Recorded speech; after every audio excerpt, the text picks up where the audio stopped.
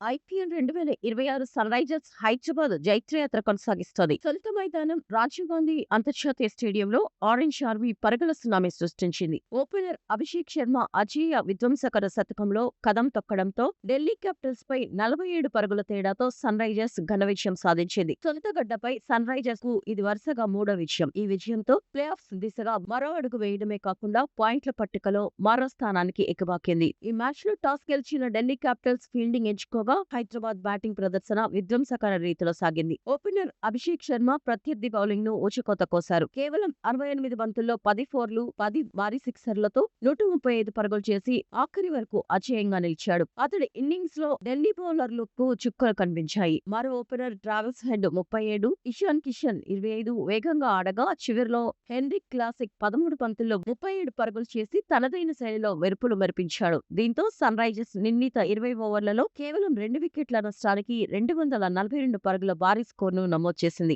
భారీ లక్ష్య ఛేదనలో ఢిల్లీ క్యాపిటల్స్ పోరాడినప్పటికీ క్రమం తప్పకుండా వికెట్లు కోల్పోవడంతో లక్ష్యానికి దూరంగా నిలిచిపోయింది. మరోవైపు యువ స్పిన్నర్ హర్ష్ దూబే తన మాయాజాలంతో ఆకట్టుకున్నాడు. కేవలం 2 ఓవర్లు బౌలింగ్ చేసి 12 పరుగులిచ్చి 3 కీలక వికెట్లు తీసి ఢిల్లీ ఓటమిని ఖాయం చేశాడు. దీంతో ఢిల్లీ 20 ఓవర్లలో 9 వికెట్ల నష్టానికి 195 పరుగులకే పరిమితమైంది. ఈ గెలుపుతో సన్ రైజర్స్ 7 మ్యాచ్లలో 4 విజయాలు, 8 పాయింట్లతో పట్టికలో మూడో స్థానానికి చేరింది. బ్యాటింగ్, బౌలింగ్ లో సమిష్టిగా రాణించడం ఆరెంజ్ ఆర్మీ ఆత్మవిశ్వాసాన్ని రెట్టింపు చేసింది.